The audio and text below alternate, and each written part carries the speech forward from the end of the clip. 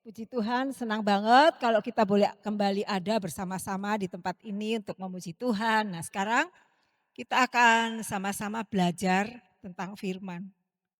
Firman itu penting banget karena firman itu buku pinter kita orang Kristen. Setiap kita itu harus punya buku pinter. Kalau enggak gitu kita enggak jadi pinter. Jadi kalau kalian mau jadi orang Kristen yang pinter, pegang buku pinter kalian yaitu Alkitab firman Tuhan. Oke? Tema bulan ini anchored in God's word. Jadi apa? Jangkar ya. Kita itu kayak tadi kan si Clara tadi kan bilang, kita tuh kayak naik kapal gitu kan. Kapal itu kan oleng kalau nggak ada jangkar. Nah, demikian juga kehidupan kekristenan kita. Kekristenan kita akan oleng kalau kita nggak ada jangkar. Nah, jangkarnya apa? Firman. Karena firman itu ya dan amin tetap nggak berubah. Ilmu-ilmu di dunia kalian kalau lihat ilmu pengetahuan itu dari hari ke hari berubah. Sesuai dengan keadaan zaman update terus ya. Tetapi firman nggak pernah berubah. Karena itu firman adalah sesuatu yang paling pas supaya kita itu tetap teguh, nggak bergoyang. Nah, ayat yang ada di bulan ini itu Kolose 2 ayat 6. Kita mau lihat Kolose 2 ayat 6. Kolose 2 ayat 6 dikatakan begini. Kamu telah menerima Kristus Yesus Tuhan kita, karena itu hendaklah hidupmu tetap di dalam Dia. Saya senang sekali dengan versi The Passion Translation. Dikatakan, ada ya? Oke. In the same way you receive Jesus our Lord and Messiah by faith. Ya. Nah, jadi dengan cara yang sama, seperti kamu sudah menerima Yesus sebagai Tuhan dan Mesias, yaitu dengan iman. Nah, kemudian apa? Ini yang menarik. Continue your journey of faith. Terus berikutnya, progressing further into your union with Him. Jadi kalau kita lihat di sini, jadi setelah kita terima Yesus ya sebagai Tuhan dan juru selamat sebagai Mesias, Mesaya itu juru selamat ya. Apa yang harus kita lakukan? Di sini katakan lanjutkan perjalanan imanmu. Kenapa? Karena ketika kita terima Yesus, kita itu dengan iman. Jadi imannya ini nggak boleh mandek. Dikatakan di sini lanjut, teruskan. Kemudian apa? Jadi biar progressing. Jadi maksudnya Tuhan itu mau kita itu bertumbuh di dalam pengenalan, di dalam kesatu sampai kita mencapai kesatuan dengan Dia. Jadi kita ini dalam kekristenan itu begitu kita percaya Yesus, kita nggak langsung berhenti di situ. Saya selalu ingat Pastor Kong Hee itu ngomong kayak gini. Tuhan itu ketika nyelamatin kita tuh nggak boleh mandek. Itu belum itu bukan titik, tapi itu koma, masih ada lanjutannya. Sebab kalau memang Tuhan cuma mau nyelamatin, jadi begitu kita selamat, oh Yesus terima kasih aku terima Engkau sebagai Tuhan dan Juru Selamat. Tiba-tiba Tuhan tarik seret, mati. Enggak kan? Kita akan terus melanjutkan kehidupan. Sebab memang Tuhan tuh punya sesuatu yang ada di depan kita. Tuhan punya banyak hal di depan kita. Makanya di sini katakan continue your journey of faith. Lanjutkan gitu. Itu siapa ya? Pak siapa ya? Presiden kita yang suka lanjutkan itu. Harto bukan? Enggak tahu Pak Harto kalau enggak salah. Lanjutkan gitu kan. Jadi kita harus lanjutin. Jadi perjalanan iman kita enggak boleh mandek sampai kita terima Yesus, tapi harus lanjut. Sampai di sini dikatakan itu harus terus bertumbuh sampai kita di sana dikatakan sampai mencapai kesatuan dengan Tuhan. Ini goal paling akhir. Jadi goalnya bukan cuma selamat di dunia, tapi sampai di sini dikatakan kita bersatu dengan Yesus. Nah versi New King James dikatakan seperti ini. Ini yang mirip dengan bahasa aslinya, bahasa di sini ditulis karena perjanjian baru ditulis sebagai di dalam bahasa Yunani atau Greka. Jadi New King James nulis seperti ini.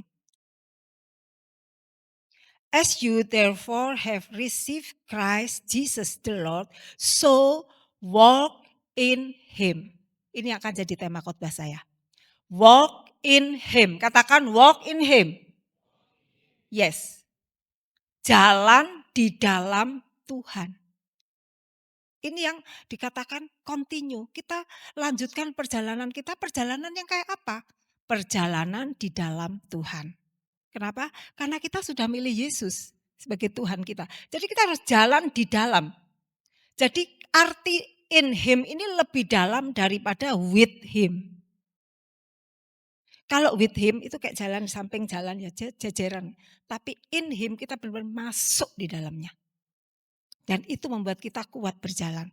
Ketika kita masuk di dalam Tuhan, maka Tuhan akan memberikan kita kekuatan. Kalau di samping itu ya, kalau di samping kita mungkin masih bisa lari ke sana, tapi kalau udah in, itu benar-benar kita akan mencapai kesatuan dengan Tuhan. Jadi makanya judulnya Walk in Him. Nah sekarang kita lihat bahwa ketika kita percaya Yesus, kita tidak boleh berhenti, tetapi kita harus terus berjalan mencapai kesatuan dengan Tuhan.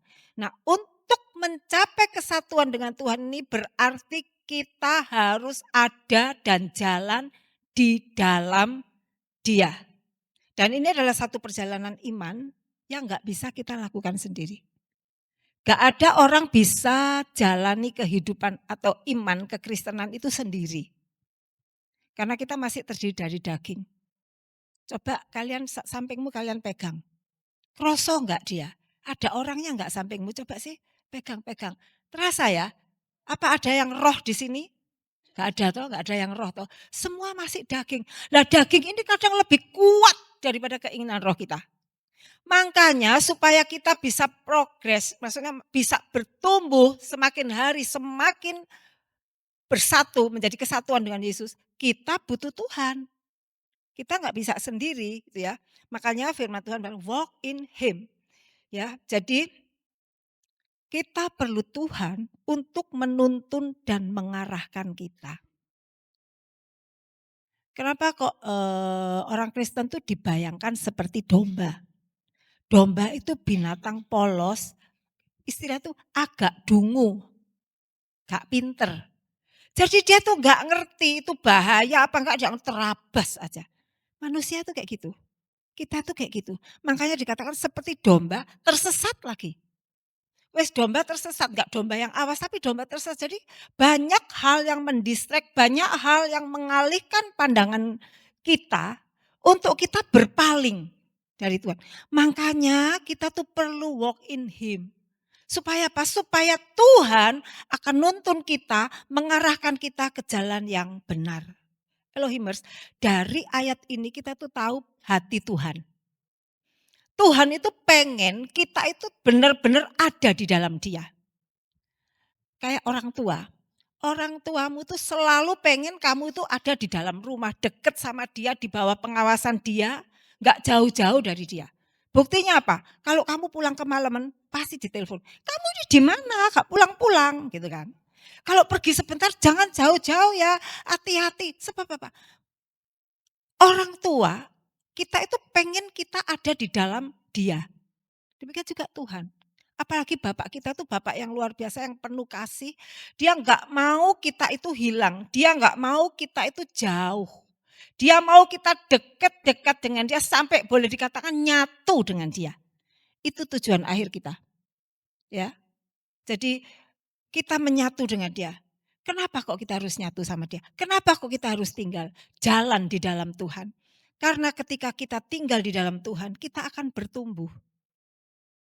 Kita akan dapat kekuatan di sana, kita akan dapat asupan makanan yang sehat di dalamnya. Dan juga apa? Ketika kita ada di dalam Tuhan, maka kita akan menikmati perlindungan. Ada jaminan keselamatan, jaminan penjagaan, jaminan perlindungan. Itu bisa kita terima. Kalian harus sadar bahwa banyak sekali sekarang musuh sedang mengintai kalian. Terutama iblis. Setan itu paling senang dengan generasi muda. Sebab ketika generasi muda rusak, lanjutannya akan rusak. Jadi lebih baik yang ini. Generasi muda yang menjadi penerus ini. Makanya generasi muda banyak sekali yang diganggu, digoda oleh iblis, berusaha dijatuhkan oleh iblis. Umur-umur kalian ini mangsa empuknya iblis, benar. Jadi makanya kalian harus benar-benar walk in him, walk in Jesus. Sebab apa? Itu yang jadi penuntun kalian, itu yang akan melindungi kalian. Tuhan nggak mau kalian jauh-jauh dari dia karena Tuhan tahu betapa bahayanya di luar Tuhan. Banyak hal yang membawa kepada maut. Karena itu Tuhan mau kalian tetap ada di dalam Tuhan. Jadi pesannya jangan jauh-jauh dari Tuhan. Apalagi meninggalkan Tuhan. Apapun yang terjadi jangan tinggalkan Tuhan. Amin. Pokoknya udah pesannya itu jangan tinggalkan Tuhan. Sekali Yesus tetap Yesus. Itu ya, itu kalian harus pegang seumur hidupmu. Di mana aja, kapan saja, kalian harus pegang satu hal ini. Jangan pernah tinggalkan Yesus. Nah, sekarang kita mau lihat, walk in him itu dari terjemahan aslinya dalam bahasa Yunani dikatakan peripateo. Apa arti peripateo? Peripateo itu artinya jalan berkeliling dan itu merupakan gerakan sehari-hari yang stabil. Jadi jalan berkeliling, enggak cuma satu arah. Jadi jalan berkeliling, muter, jadi berkeliling. Artinya apa? Ketika kita walk in Jesus, artinya kita tuh jalan cuma di sekeliling Tuhan. Muter di situ aja dan stabil. Kemudian dikatakan di situ gerakan hari-harian, gerakan sehari-hari. Artinya apa? Tidak pernah tidak kita berjalan dengan Tuhan. Jadi kita tuh selalu jalan sama Tuhan. Enggak pernah enggak berjalan sama Tuhan gitu loh. Terus jalan. Sehari-hari mau muter. Jadi kita dikatakan juga artinya peripateo itu mempertahankan diri di posisi itu. Jadi tetap bertahan untuk tetap jalan di sekitar Tuhan. Gelibet gitu loh. Gelibet sama Tuhan wis, gelibet pokoknya wis, enggak mau pisah pokoknya wis. Itu arti peripateo atau walk in him. Hidup di dalam Tuhan. Kalau bahasa Indonesia akan dikatakan hidup di dalam Tuhan kan, di dalam Dia. Ini jadi benar-benar kehidupan kita itu ada di dalam Dia. Jadi ini bicara tentang kesatuan, bicara tentang persatuan dengan Kristus. Nyatu. Itu yang jadi tujuan. Sebab dari awalnya manusia itu diciptakan untuk bersatu dengan Allah. Di Taman Firdaus, pertama kali Tuhan ciptakan manusia supaya kumpul terus. Enggak pisah-pisah, enggak kemana-mana, ngumpul terus. Tapi karena pelanggaran dan sebagainya sehingga Tuhan harus menebus orang berdosa supaya balik ngumpul lagi sama Tuhan. Supaya menyatu lagi dengan Tuhan. Ya, kata menyatu, kesatuan di sini itu ternyata artinya enggak cuma bersama-sama, lebih dalam. Arti kesatuan dengan Tuhan ini bicara tentang hidup kita harus berakar dalam Yesus. Jadi berakar, kalau udah berakar itu gak akan pindah. Kalau bersama, ada kalanya ketika ada situasi berubah, kita bisa pergi. Tapi ketika kita berakar, apapun situasinya, kita tetap di situ. Jadi Tuhan mau kita tuh berakar di dalam Dia. Kemudian apa lagi? Melekat. Melekat dengan Dia, nempel. Ya, nempel. Kemudian bicara tentang apa? Berada di dalam Dia. Jadi ini benar-benar satu kesatuan yang benar-benar harusnya membuat kita enggak goyah. Jadi ya, persatuan dengan Kristus, walk in him itu artinya kita hidup berakar di dalam Dia, kita melekat dengan Dia dan kita ada di dalam Dia. Enggak di luar, enggak dijejeri loh. Tuhan tidak mengajar kepada kita untuk kita ayo bersama di sebelahku aja. Enggak. Tuhan mau kita di dalam Tuhan. Katakan di dalam Tuhan. Ya, jadi bukan di sisi Tuhan ya. Di dalam Tuhan. Sehingga benar-benar kita tidak akan goyah. Nah, arti lebih lanjut lagi, apa arti kita di dalam Tuhan? Yaitu supaya kita itu semakin serupa dengan Kristus. Ketika kita ada di dalam sesuatu, maka segala yang ada di situ itu akan jadi bagian kita. Kalian tahu, telur asin ya? Oke, telur asin aja. Telur asin itu supaya jadi asin, supaya ada rasa garamnya, caranya apa? Telur itu macam-macam larutannya. Biasanya, itu emak dulu sering bikin telur asin sendiri dari telur bebek, itu cuma dibikin garam, air garam yang pekat sampai nggak diaduk itu sudah nggak bisa larut lagi, terus telurnya dicemplungin. Ketika telur itu dicemplungin, ya toh, maka pelan-pelan garam rasa itu mulai masuk di dalam telur itu. Jadi ketika kita ada di dalam Tuhan, maka segala sesuatu yang ada di dalam Tuhan, baik sifatnya, karakternya, hatinya, pikirannya itu pelan-pelan merasuk. Makanya kita perlu di dalam Tuhan. Kalau di luar, di samping, kesannya kan walk with Jesus, itu kayak di samping gitu loh. Makanya Tuhan mau, jadi mulai sekarang kita harus ngomong walk in Jesus.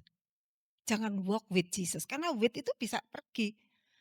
Jadi gampang ya, jadi kalian bisa bayangin ya perumpamaan telur asin ini aja. Jadi kita harus benar masuk di dalam Tuhan supaya seluruh apa yang Tuhan punya itu jadi bagian kita. Sebab goalnya kita itu harus serupa sama Kristus. Supaya kita layak berdampingan sama Kristus. Itu ya. Nah, kenapa kok kita bisa nyatu itu tadi? Karena identitas kita, terus apa lagi? Cara hidup kita dan arah hidup kita itu berasal dari Dia. Kenapa saya katakan demikian? Karena ketika kalian terima Yesus, Yesus masuk jadi Tuhan dan juru selamatmu, maka identitas kita itu berubah. Kita jadi anak Tuhan namanya. Kemudian cara hidup kita pun harus berubah. Jadi anak Tuhan. Gimana cara hidup anak Tuhan? Kita bisa lihat di dalam firman Tuhan. Terus kemudian arah hidup kita itu sudah enggak karep-karepe kita sendiri. Tapi arah hidup kita itu ditentukan oleh apa yang Tuhan katakan. Karena kita sudah terima Tuhan. Kita sudah ada di dalam Tuhan. Jadi itu ya. Jadi kita harus benar-benar mengerti soal ini. Ketika kita diselamatkan, kita jadi anak Tuhan, kita jadi bagian Kristus, dikatakan dalam firman Tuhan, Kristus jadi yang sulung. Kita nih adiknya Yesus. Jadi anak-anak Allah. Itu satu apa ya? Kedudukan yang luar biasa loh. Jadi anaknya Allah. Makanya kita harus benar-benar mulai fokus, iya ya, aku nih Allah, anak Allah. Aku kudune ya jadi kayak Allah. Karena bapak kita itu pengen, kalau kalian mungkin belum ada yang jadi bapak ya. Ada yang mungkin yang jadi bapak. Kita tuh kayak misalnya ada orang bilang, "Wih, anakmu tuh kayak kamu loh." Atau jadi orang tua, "Anakmu kayak kamu." Kita kayak, "Wih, kayak aku ya, senang banget." Bapak di surga juga loh. Kalau nanti di dunia, orang di dunia bilang, "Ih, kamu kayak bapak di surga." Waduh, bapak itu bangga. Ayo kita bikin bangga Tuhan. Dengan cara apa? Kita harus menjadi semakin seperti Yesus. Caranya apa? Tinggal serap semua karakter, sifat, pikiran, hati Tuhan dalam kehidupan kita. Ya. Nah, supaya kita lihat dengan lebih jelas lagi gambaran persatuan dan kesatuan ini,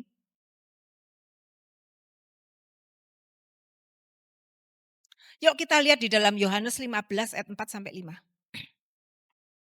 Jadi kan goalnya kita tuh nyatu sama Tuhan. Kita harus melekat, ya tuh tadi, terus apa lagi tadi? Kita harus melekat, kita harus berakar, kita harus ada di dalam Dia. Lah gambaran lebih jelasnya lagi, Alkitab memberikan kita dalam Yohanes 15 ayat 4 sampai 5 dikatakan, "Tinggallah di dalam aku dan aku di dalam kamu. Sama seperti ranting yang tidak dapat berbuah dari dirinya sendiri, karena ia tidak tinggal pada pokok anggur. Demikian juga kamu tidak akan berbuah jikalau kamu tidak tinggal di dalam aku." 5. Akulah pokok anggur dan kamulah ranting-rantingnya. Barang siapa tinggal di dalam aku dan aku di dalam dia, ia berbuah banyak. Sebab di luar aku kamu tidak dapat berbuat apa-apa. Ini menarik sekali. Di luar aku, kamu tidak bisa berbuat apa-apa. Kalian pernah lihat nggak ada ranting dipotong, geletaan gitu tiba-tiba keluar buahnya? Nggak ada. Nggak ada ceritanya seperti itu. Kita tuh bersyukur, saya tuh kadang bersyukur, Tuhan terima kasih ya, Tuhan tuh kalau ngasih pelajaran tuh kita bisa lihat dari alam. Jadi bayangkan ketika kalian di luar Tuhan, di sini dikatakan jelas dengan jelas, kamu tidak dapat berbuat apa-apa. Kamu tidak bisa menuruti firman Tuhan. Kamu tidak akan menjadi anak Tuhan. Karena apa? Karena kita di luar. Di situ katakan makanya tinggallah di dalam aku. Jadi gambaran pokok anggur dan ranting itu adalah hidup kita yang bergantung penuh pada Tuhan sebagai sumber kehidupan. Ranting ini kalau enggak nempel di batang, dia enggak hidup. Sebab apa? Sumber kehidupannya itu di batang itu. Di batang itu mulai mengalir ke ranting-ranting, mengalir, memberi kehidupan, memberi gizi, sampai akhirnya bisa berbunga dan berbuah. Jadi intinya harus nempel. We are nothing without Him.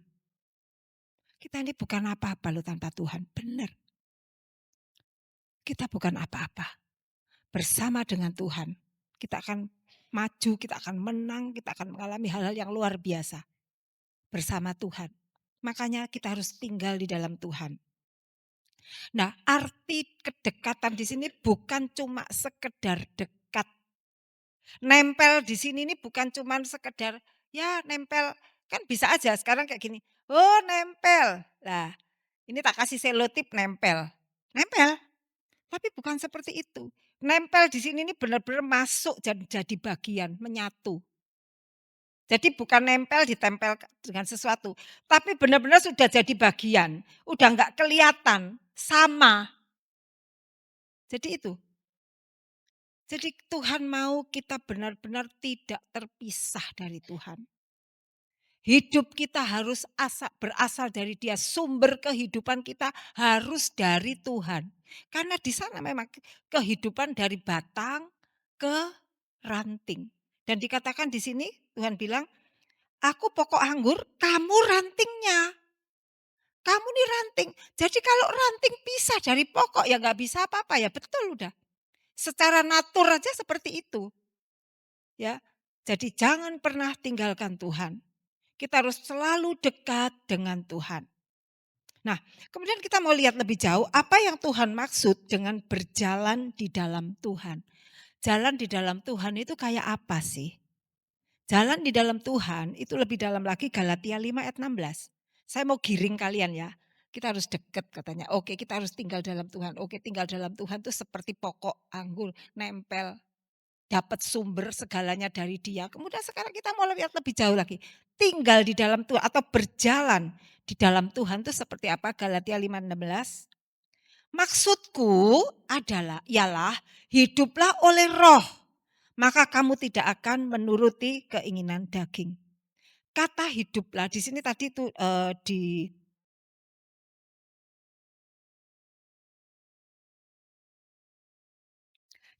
Kolose 2 ayat 6 itu kan ada hidupmu, ya. Terus kemudian eh, walk with him itu hidup ya. Sama dengan di dalam Galatia 5 ayat 16 kata hiduplah ini sama, peripateo. Jadi peripateo walk in him itu artinya itu di sini hidup oleh roh. Roh yang akan menuntun kalian, roh yang akan kendalikan hidupmu, roh yang akan menguasai, mengatur hidupmu, ya, memberikan tuntunan kepada hidupmu. Jadi hidup dalam kita tuh harus sehari-hari, jadi muter sehari-hari dalam posisi yang tetap. Izinkan roh Tuhan bekerja menuntun hidupmu. Sebab di situ dikatakan, kalau kamu hidup dengan roh, maka kamu tidak akan menuruti keinginan daging. Jadi di sini, jadi ini bicara tentang keseluruhan hidup. Gak cuman satu arah, dua arah, tapi seluruh kehidupan kita. Seringkali kita gini, ya wes ayat ini aku mau ngikut. Karena ini oke kalau ini. Tapi Tuhan kalau ini berat aku nggak mau wes. Nggak mau ini nggak mau. Pernah ada satu ilustrasi. Ada seorang, ini cuma ilustrasi sih. Ada orang tuh punya Alkitab. Kan kalau sekarang kan nggak Alkitab itu kan. Dia lihat ayat, gak seneng aku sobek buang. Dia lihat kok gak seneng sobek. Lama-lama Alkitabnya habis gundul. Karena dia nggak suka. Sebab memang melakukan firman Tuhan dengan kekuatan sendiri itu mustahil. Makanya perlu dengan Tuhan. Makanya di sini dikatakan hiduplah oleh roh. Jadi hidup oleh roh. Roh yang akan membantu kita. Jadi makanya Elohimers, apalagi di akhir zaman, kalian harus penuh Roh Kudus. Karena Roh Kudus yang akan menuntun kalian. Very amplified dikatakan gini. But I say, ya, walk habitually in the Holy Spirit. Jadi dikatakan, aku katakan walk habit, jadi jalan habit. Jadi kebiasakan jalan di dalam Roh Kudus. Biasakan berjalan di dalam Holy Spirit atau Roh Kudus. Jadi kita harus terbiasa dipimpin Roh Kudus. Jadi ini tidak bicara tentang kalau aku senang, aku mau dipimpin, aku nggak senang, aku nggak mau dipimpin. Bukan. Setiap hari sebagai habit, sebagai kebiasaan. Kemudian apa? Artinya apa? Yaitu seek him and be responsive to his guidance. Jadi maksudnya cari Tuhan. Cari Tuhan, hidup dengan Roh Kudus itu gimana? Ayat ini menjelaskan. Gimana sih supaya kita itu bisa hidup sehari-hari di dalam Roh Kudus itu jadi kebiasaan, yaitu apa? Cari Tuhan. Terus cari Tuhan. Pagi bangun tidur melek mata langsung terima kasih Tuhan Yesus, Tuhan sudah kasih aku tidur nyenyak. Di perjalanan Tuhan pimpin langkahku. Di mana aja Tuhan terima kasih Tuhan. Sebab kita itu punya alasan yang sangat besar untuk selalu bersyukur pada Tuhan. Kenapa? Karena kita selamat, diselamatkan. Itu udah alasan. Kalian gak usah cari alasan lain deh. Gak usah nunggu alasan lain. Aku belum terima berkat ya Tena. Mimpiku belum dijawab ya. Aku gak bisa bersyukur. Bukan. Enggak. Mujizat terbesar dari hidup kalian adalah kalian diselamatkan. Itu sudah menjadi alasan utama kalian bersyukur, berterima kasih. Jadi bangun tidur, bilang terima kasih Tuhan Yesus untuk nafas hidup, untuk keselamatan. Jadi sana seek him, cari. Seek itu enggak cuman seek itu bicara enggak cuma nyari-nyari dah. Tapi seek ini di seek yang di sini ini bicara cari sampai dapat. Jadi ini bicara tentang keseriusan, tentang fokus sama Tuhan, cari Tuhan. Kemudian apa? Dan responsif, jadi maksudnya merespon tuntunan dia, guidance, his guidance, tuntunan dia, bimbingan dia, arahan dari Tuhan, itu kita harus ikuti. Responden, Rek. Tuhan nuntun kayak gini, kita harus ngerespon. Itu artinya kita berjalan menjadi dengan Tuhan itu jadi kebiasaan hari-hari. Kemudian apa lagi? And then you will certainly not carry out the desire of the sinful. Jadi artinya apa? Jadi itu akan jadi otomatis kamu pasti nggak akan melakukan semua perbuatan ya desire of the, semua apa ya? Desire ini keinginan untuk berbuat salah, untuk berbuat dosa. Kalau kalian mengizinkan dan mengambil keputusan Tuhan, aku mau merespon tuntunanmu. Maka di sini dikatakan bahwa kamu tidak akan lagi pengen berbuat dosa. Sebab di situ kan which respond impulsively. Jadi karena apa? Dosa itu seringkali secara impulsif. Kadang aduh kilaf. Nah itu kan. Kita kan sering berkata kilaf, aku kilaf. Karena benar-benar dosa itu seringkali kita lakukan nggak sengaja. Tapi ketika kita izinkan Roh Kudus menuntun hidup kita, maka di sini dikatakan dalam bahasa Indonesia juga dikatakan, maka kamu tidak akan menuruti keinginan daging. Ya. Kamu tidak akan mengikuti, tidak akan melakukan keinginan berbuat dosa. Yang seringkali dosa itu terjadi, dilakukan, kita lakukan secara impulsif, tiba-tiba, gak sadar, tanpa memperhatikan Tuhan dan firman-Nya. Padahal firman Tuhan bilang enggak boleh. Tapi kadang kita enggak sadar, aduh aku udah salah. Itu ya. Jadi manusia punya kecenderungan untuk berbuat salah, berbuat dosa. Makanya Tuhan itu tahu kelemahan kita. Tuhan Yesus 33,5 tahun hidup di antara manusia. Dan dia adalah Allah. Dan dia benar-benar ngerasain iya ya. Orang-orang ini gampang banget terpicu untuk berbuat dosa. Makanya karena Tuhan tahu itu, Tuhan minta kita tuh tinggal di dalam Dia, jalan di dalam Dia. Supaya apa? Supaya kita bisa hidup kekal. Sebab bukannya Tuhan jahat ya. Jadi ketika kita orang berdosa, nggak masuk surga, itu bukan karena Tuhan jahat. Dosa masuk neraka kamu, bukan karena Tuhan jahat. Tapi saya mau kasih tahu kenyataannya. Dosa membuat kita nggak tahan menghadap kemuliaan Tuhan. Kepental dengan sendirinya. Jadi bukan Tuhan yang istilahnya itu kayak gini loh. Bukan Tuhan yang terus memasukkan kita ke neraka. Tapi kita sendiri itu kepental masuk neraka gitu loh. Sebab pada dasarnya Tuhan tuh sayang sama kita. Dia nggak kepengen masukin kita ke neraka, nggak kepengen. Tapi dosa kita yang memasukkan diri kita sendiri ke neraka. Makanya Tuhan tahu. Tuhan berusaha datang benar-benar meninggalkan surga nebus kita. Dan bukan hanya itu, nggak cukup sampai di situ. Terima keselamatan nggak cukup. Walk in him, kata Tuhan. Jalan di dalamku, hidup di dalamku. Itu yang akan menjadi jaminan kita akan tetap terus sampai ke surga. Jadi itu ya, sebab kita tahu bahwa dosa itu banyak sekali mengintimidasi. Nah, sekarang di sini dikatakan maksudku ialah hiduplah oleh roh, maka kamu tidak akan menuruti keinginan daging. Hiduplah oleh roh. Hidup atau berjalan di dalam Tuhan artinya kita berada di mana Tuhan ada. Kita terus berusaha mencari Tuhan supaya kita tetap ada di mana Dia ada. Ya, hidup kita izinkan dikendalikan oleh Roh Allah. Kalau itu kita lakukan, kita berusaha kita lakukan itu dengan pertolongan Roh Kudus, maka kita akan sanggup melawan perbuatan daging. Perbuatan daging itu apa? Itu dengan jelas dikatakan dalam Galatia 5 ayat 19 sampai 21. Di situ dikatakan perbuatan daging telah nyata, yaitu percabulan, kecemaran, hawa nafsu, penyembahan berhala, sihir, perseteruan, perselisian, iri hati, amarah, kepentingan diri sendiri, percideraan, roh pemecah, kedengkian, kemabukan, pesta pora dan sebagainya.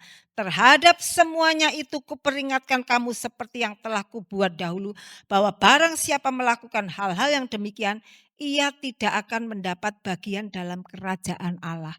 Kalian simpen ayat ini. Setiap hari Tuhan jaga supaya aku tidak melakukan ini. Ini perbuatan daging yang membawa orang kepada api kekal. Membuat orang itu ke sana. Bukan Tuhan yang masukin. Tapi dia sendiri, perbuatan dia yang membuat dia masuk ke sana. Apa aja di situ? Ada iri hati dan sebagainya, amarah. Amarah di sini ini bukan marah terhadap sesuatu, tapi amarah ini bicara yang marah yang meluap-luap yang nggak ada alasan itu loh. Jadi hati-hati. Kemudian apalagi di situ banyak sekali ya, egois, roh pemecah, gosip-gosip yang membuat perpecahan. Itu tuh Tuhan bilang di situ itu tidak dapat bagian dalam kerajaan surga. Kemudian ada apa? Kedengkian, mabuk dan sebagainya. Jadi hal-hal ini bisa kita hindari, tidak kita lakukan kalau hidup kita dipimpin di dalam roh. Dengan maksud apa? Kita tinggal di dalam Dia. Jangkar iman kita, jangkar itu kita benar-benar tancapkan di dalam firman Tuhan. Itu ya.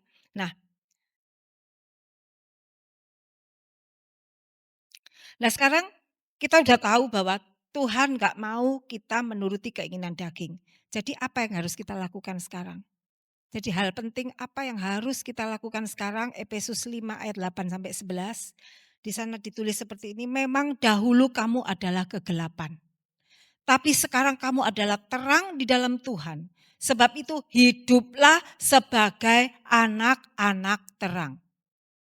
Hiduplah sebagai anak-anak terang. Itu apa yang harus kita lakukan ini. Nah kemudian karena terang hanya berbuahkan kebaikan dan keadilan dan kebenaran. Dan ujilah apa yang berkenan kepada Tuhan. Jangan turut mengambil bagian dalam perbuatan-perbuatan kegelapan yang tidak berbuahkan apa-apa. Tetapi sebaliknya telanjangilah perbuatan-perbuatan itu. Jadi apa yang harus kita lakukan? Predikat kita ini sekarang apa? Yaitu anak-anak terang. Berarti kita harus hidup sebagai anak-anak terang. Anak-anak terang mempunyai sifat karakter yang jauh berbeda, bertolak belakang dengan anak-anak kegelapan, anak-anak duniawi, ya. Versi The Passion Translation dikatakan, once your life was full of sin's darkness, but now, ya kan? Tapi sekarang you have the very light of our Lord shining through you. Jadi benar-benar apa ya? Di sini dikatakan cahayanya Tuhan itu shining, bersinar di dalam kehidupan kalian. Karena apa?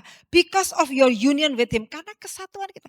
Makanya tadi saya katakan ketika kita nyatu, ketika kita ada di dalam sana, maka segala sesuatu yang ada, karakter Tuhan, sifat Tuhan, hati Tuhan, pikiran Tuhan itu meresap dalam hidup kita. Sehingga kita bisa jadi anak terang. Jadi penting sekali bahwa kita harus menyatu, kita harus tinggal, hidup, berjalan di dalam Tuhan. Tadi kalian udah nyanyiin lagu apa ya tadi?